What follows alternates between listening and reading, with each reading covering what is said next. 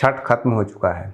छठ का हैंगओवर अभी तक अगर नहीं उतरा है तो उतार लीजिए, क्योंकि अब आपको टिकट का, खास करके अगर आप प्रवासी हैं, आप बिहार के बाहर काम करते हैं, तो आपको टिकट का इंतजाम करना होगा। जैसा कि आते समय तो आपको जोश होगा, छठ में जाना है, छठ अटेंड करना है, तो जोश जोश में या तो आप भीड़ भड़ाके में आ गए किसी भी तरह से, या फिर आप ढेर सारा पैसा खर्च करके आ गए, चाहे वो दलाल को दिए हो, चाहे वो फिर एयर एजेंसी को दिया हो आपने। लेकिन अब वो जोश कहाँ से लाएंगे जब वो वापस जाना है? वो तो एनर्जी रहेगी नहीं। तो अब सारा खेल मचेगा फिर से वही एजेंटों का, एजेंसियों का। 3-4 उपाय है आपके पास। या तो आप जॉब छोड़िए, दूसरा है बॉस को बहाना बनाइए, तीसरा है कि आप इन टिकट एजेंट के पास जाइए, इनसे टिकट बनवाइए। लेकिन सवाल ये उठता है कि आखिर ये टिकट एजेंट आपको इतनी आसानी से कैसे टिकट दे देते हैं? थोड़े से पैसे ज़्यादा लेते हैं, उसके बावजूद कैसे दे देते हैं? इसके 3-4 उपाय हैं। क्या आप वो कर सकते हैं? और अगर आप ऐसा टिकट एजेंट के से टिकट ले रहे हैं तो किन बातों का ख्याल आपको रखना चाहिए, कहाँ कहाँ पे आपको धोखा हो सकता है, और इससे बचने के क्या उपाय हो सकते हैं? सरकार क्या कर रही है, IRCTC या फिर इंडियन रेलवे वगैरह क्या उपाय कर रही है, और किस तरह की घटनाएं होती है अलग अलग नेचर के जब आप इस तरह से हबर दबर में टिकट लेते हैं, क्योंकि आपको पहुंचना है वापस। आज इसी पे न्यूज़ हंटर पे चर्चा किया जाएगा। और इसमें स्टार्ट हम यहाँ से करते हैं कि जितने भी टिकट एजेंट होते हैं, सारे लोग टिकट एजेंट के पास जाते हैं, तो अब आपके पास जितने भी टिकट एजेंट हैं वो 3-4 तरीके अपनाते हैं। उनके पास उनसे टिकट आसानी से हो जाता है। उसके 3-4 कारण हैं। पहला, उनके पास हाई स्पीड इंटरनेट होता है। तो एक तो एजेंट इस तरह के होते हैं, एक तो सर्टिफाइड एजेंट होते हैं जो रेलवे के द्वारा आइडेंटिफाई किए होते हैं। और IRCTC के वेबसाइट पे जाइएगा तो वहाँ पे आपको लिस्ट दिया हुआ रहेगा कि पूरे हिंदुस्तान में कौन कौन से एजेंट जो हैं वो सर्टिफाइड हैं IRCTC के द्वारा। हालांकि ज़्यादातर लोग IRCTC के द्वारा नॉन सर्टिफाइड, यानी कि जिसको IRCTC सर्टिफाइड नहीं करता है, उनसे ले लेते हैं टिकट, और वहीं पे घोल होता है। तो एक तो होता है वो, तो उनके पास हाई स्पीड इंटरनेट होता है, लेकिन वो तो आप भी कर सकते हैं आज की डेट में। दूसरा उनके पास उपाय ये होता है कि वो जो VVIP, कुछ एजेंट जो इलीगल काम करते हैं, वो VVIP का जो कोटा दिया हुआ होता है, चाहे फिर आप रेलवे में ऑफिसर हैं या सांसद हैं, या इस तरह से जुगाड़ लगा करके लगवा लेते हैं। तीसरा होता है कि विंडो से जब टिकट बनता है तो वहाँ पे अपना जुगाड़ लगा लेते हैं जो टिकट काटने वाले होते हैं। इस तरह के 3-4 जो कि लीगल उपाय है। वो VVIP वाला लीगल है, लेकिन इलीगल भी है, क्योंकि पकड़े गए तो धरे जाएंगे। लेकिन इस सब में प्रॉब्लम ज़्यादा नहीं है। प्रॉब्लम सबसे ज़्यादा तब आती है जब टिकट एजेंट इलीगल तरीके से आपको बना के देता है। और वो इलीगल तरीका भी एक नहीं है, बहुत सारे तरीके हैं। जैसे एग्जाम्पल के तौर पे बहुत सारे ऐप हैं जिन ऐपों का इस्तेमाल करके वो लोग टिकट बनाते हैं, और वो सारे ऐप बैन हैं, वो सारे ऐप इलीगल हैं, गैरकानूनी है उन ऐप का इस्तेमाल करना। जैसे कि एग्जाम्पल के तौर पर नेक्सस ऐप का नाम है, बिगनेस ऐप है, सिक्का V2, AMNS, रेड मिर्ची, NGET, ऑरेंज, आईबॉल, क्रोम, ये सब उस सॉफ्टवेयर के नाम है जिसका इस्तेमाल ये लोग करते हैं। कुछ फ्री होते हैं, ज़्यादातर पेड होते हैं। तो आपने ऐप डाउनलोड किया, 500 रुपये महीना या 1000 रुपये महीना या 500 रुपये हफ्ता, जो भी अलग अलग का अलग अलग रेट होता है, आपने लिया।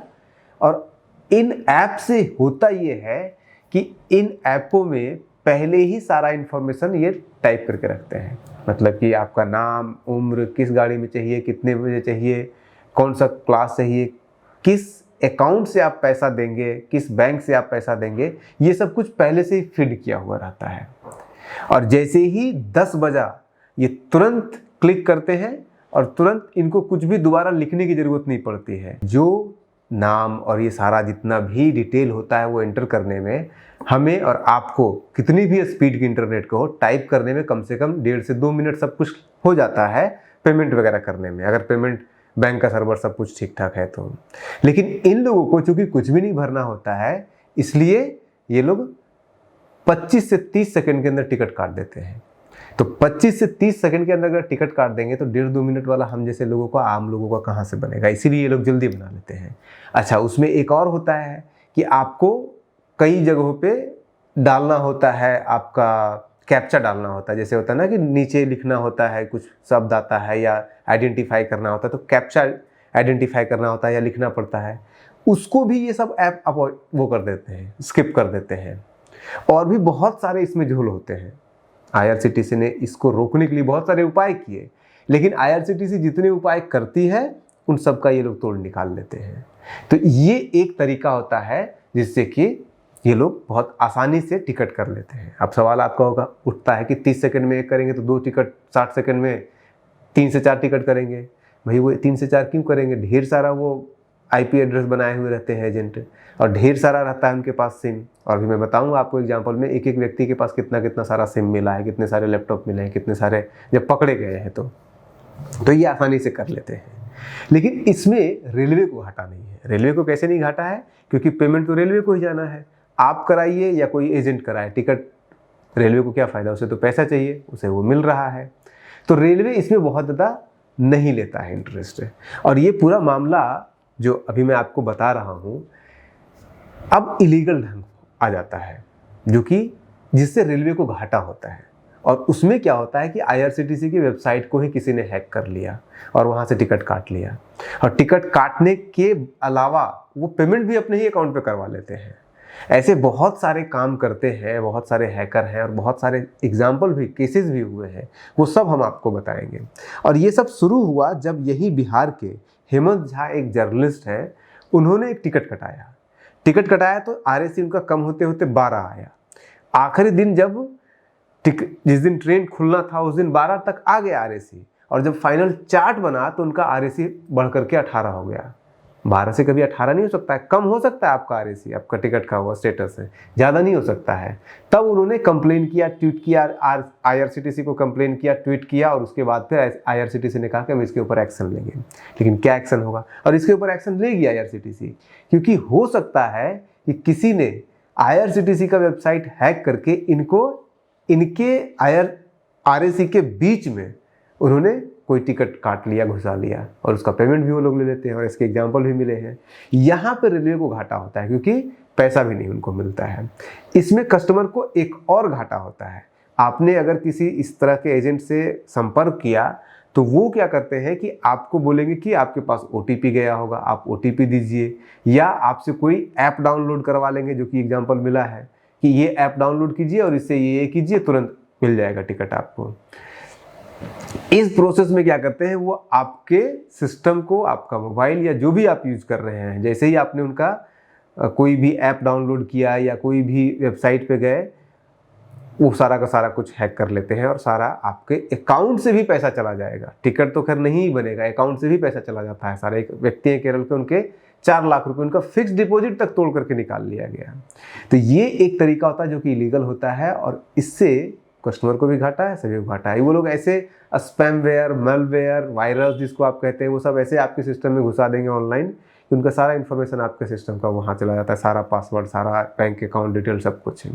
तो ये एक तरीका होता है जिससे के थ्रू ये लोग करते हैं, और इसके ऊपर बहुत एक्टिव है।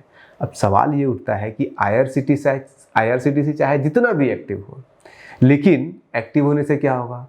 जब आपको पता है कि हिंदुस्तान के अंदर साइबर क्राइम का क्या प्रॉब्लम है, हमने इसके ऊपर एक वीडियो भी अलग से बनाया है, पूरा देखिए आप। उसमें आप एग्जाम्पल के रूप में सिर्फ इसका अंदाज़ा सिर्फ इस बात से लगाइए कि पिछले 8 सालों से 12 सालों से 2012 के बाद से लेकर के आज तक जो साइबर क्राइम का जस्टिस है, जो साइबर क्राइम के जज हैं, वो आज तक नियुक्त ही नहीं हुए हैं। तो साइबर क्राइम की क्या स्थिति होगी? कितने साइबर क्राइम बढ़ रहे हैं पिछले 10 सालों में, दिन दुगना रात चौगुना बढ़ रहा है, लेकिन सरकार इसकी तरफ सजग नहीं है। तो IRCTC अकेले क्या कर लेगी? चना भाड़ फोड़ लेगी। अब हम आपको कुछ एग्जाम्पल बताते हैं, जिस एग्जाम्पल में किस तरह से इस तरह के केसेस हुए हैं। एग्जाम्पल के तौर पे अगस्त 2023 में यहीं उत्तर प्रदेश में दादरी में उत्तर प्रदेश की पुलिस और RPF, रेलवे पुलिस फोर्स ने मिल करके मोहम्मद चिश्ती को अरेस्ट किया, जो पिछले 2 महीने में 3 लाख रुपए का टिकट बेच करके कमाई कर चुके थे। उनको जेल से दे दिया गया। ऐसे केसेस और भी मिलेंगे। आप खुश हो रहे होंगे कि अरे इसमें तो मुसलमान पकड़ा गया। एक और केस मिलेगा आपको जुलाई 2023 में, एक कंप्यूटर इंजीनियर है, उन्होंने 15 लाख रुपए सालाना वो कमाते थे सिर्फ ये टिकट इस तरह से एजेंट से काट करके बेच करके, और ये ऐप इस्तेमाल करके। तो इनको भी धरा गया, पकड़ा गया, और ये भी मुसलमान थे। अब आपको लग रहा हो कि मुसलमान तो इसमें ज़्यादा है, यहाँ पे आप हिंदू मुस्लिम का कार्ड खेल सकते हैं, लेकिन अभी तक नहीं खेला गया। इसका मतलब कुछ ना कुछ लोचा है। लोचा इसमें यह है कि IRCTC का इतिहास का सबसे बड़ा फ्रॉड कोई मुसलमान नहीं था, बल्कि वो एक हिंदू था। साल 2017 में अजय गर्ग और अनिल गुप्ता, ये दोनों ने मिल करके बहुत लंबे समय से, इनका बहुत बड़ा लगभग 100 लोगों का नेटवर्क था, इनके पूरे परिवार दोस्त सब लोग मिल करके 30 लोगों के ऊपर तो सिर्फ FIR हुआ है। और इनका जौनपुर से लेकर के मुंबई तक इनका नेटवर्क फैला हुआ था, सब जगह ये करते थे, इस तरह का धांधली करते थे। और जब इनके रेड किया गया इनके ठिकानों पर, अलग अलग ठिकानों पे, तो 90 लाख रुपए तो सिर्फ कैश मिला, उसके अलावा लगभग 60 लाख रुपए का गहना मिला, 15 इनके पास हार्ड डिस्क मिला है, 15 इनके पास लैपटॉप मिला है, इसके अलावा फिर 6 राउटर मिला है, 52 मोबाइल मिला है। मैं कह रहा था ना कि अलग अलग कैसे करते हैं, अलग अलग IP एड्रेस से कर लेते हैं। 52 मोबाइल मिला है, 24 सिम कार्ड मिले हैं, 19 इनके पास ब्रॉडबैंड मिले हैं। तो इतना एक्सटेंसिव ये लोग रख रहे हैं, कर रहे हैं, तो क्या कोई रुकेगा। जैसे IRCTC है, वो आपके IP एड्रेस को ब्लॉक करती है, ऐसे ऐप को ब्लॉक करती है, लेकिन एक ऐप को ब्लॉक कीजिएगा दूसरा ऐप बना लेगा। ऐप बनाने में लगता है इन लोगों को, कंप्यूटर इंजन को, कितना ही ज़्यादा। आप एक IP एड्रेस को ब्लॉक कीजिएगा दूसरा मोबाइल से कर लेगा, दूसरा को ब्लॉक कीजिएगा तीसरा मोबाइल से कर लेगा। भतेरे के भाव में तो सिम मिलते हैं, कहीं से भी उठा लेते हैं ये लोग। तो ये हैंडल करना इनके लिए पॉसिबल नहीं है। अच्छा, इसका इंटरेस्टिंग ये जो अजय गुप्ता, अनिल गुप्ता जी है, इंटरेस्टिंग इसका फैक्ट ये है सबसे ज़्यादा कि ये 2007 से लेकर 2011 तक IRCTC में जॉब कर चुके थे।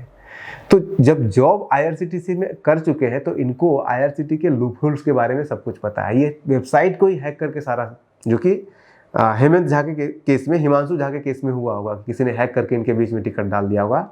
तो ये IRCTC में काम कर चुके हैं, नौकरी कर चुके हैं, अंदर का सारा सिस्टम इनको पता है, लूपहोल्स भी पता है, उस लूपहोल्स को आसानी से इस्तेमाल करके ये कर डालें। और उसके बाद फिर सबसे इंटरेस्टिंग है, जब ये 11 के बाद ये CBI में चले जाते हैं, CBI में नौकरी कर रहे होते हैं, उसके बाद ये काम कर रहे होते हैं। जल्दी पैसे कमाने की भूख इतनी ज़्यादा हो सकती है कि इन्होंने पूरा परिवार को इन्वॉल्व कर लिया, पूरे दोस्ती यारी सबको इन्वॉल्व कर लिया और जम करके इसमें पैसा कमाया, करोड़ों के करोड़ों छाप दिया इन्होंने। ऐसे ही एक केस और हुआ जो मैं आपको बता रहा था, केरल में एक बुजुर्ग थे, सीनियर सिटीजन थे, उनको किसी ने कांटेक्ट किया टिकट के लिए, उन्होंने कुछ ऐप डाउनलोड किया, सारा कुछ उनका इन्फॉर्मेशन चला गया, उनका फिक्स डिपॉजिट तक खत्म हो गया, 4 लाख रुपए उनके हो गए। और इसने किया था क्या, IRCTC से मिलता जुलता एक वेबसाइट बना लिया था और उसके थ्रू ये कर रहा था। इसी तरह से अगस्त अभी 2004 में 4.5 करोड़ का IRCTC का फ्रॉड हुआ है। और कहाँ हुआ है, गुजरात में हुआ है। वहाँ पे एक कंपनी है ट्रैवल एजेंट का, ये ट्रैवल एजेंट कंपनियां भी ये सब काम कर रही है, बड़ी बड़ी ट्रैवल एजेंट कंपनी। एक ट्रैवल एजेंट कंपनी है एकता ट्रैवल, जिसका 10 करोड़ का टर्नओवर है एनुअल, और उसने ऐसा काम किया है और इसमें लगभग 4.5 करोड़ का फ्रॉड उसने किया है पूरे साल में। 10 करोड़ का टर्नओवर है और 4.5 करोड़ उसका फ्रॉड से आ रहा है। तो ऐसे आपको बहुत सारे एग्जाम्पल मिल जाएंगे। अब समझ सकते हैं बॉस का प्रेशर है, हर तरह का प्रेशर है, हैंगओवर भी उतर ही रहा होगा फेस्टिवल का। इनके ट्रैप में मत फंसिए, आप बने रहिए न्यूज हंटर के साथ। छठ मनाए हैं, फिर अगले साल मनाइएगा, थोड़ा पहले और जल्दी तैयारी कर लीजिए, जल्दी पहले टिकट बना लीजिए। हवर दौड़ करना क्या है, आना तो है ही, बॉस मना करे ना मना करे, आना तो है ही। बिहारी को कोई रोक तो सकता नहीं है छठ में आने से, तो पहले ही बना लिया कीजिए। आप बने रहिए न्यूज हंटर के साथ। नमस्कार।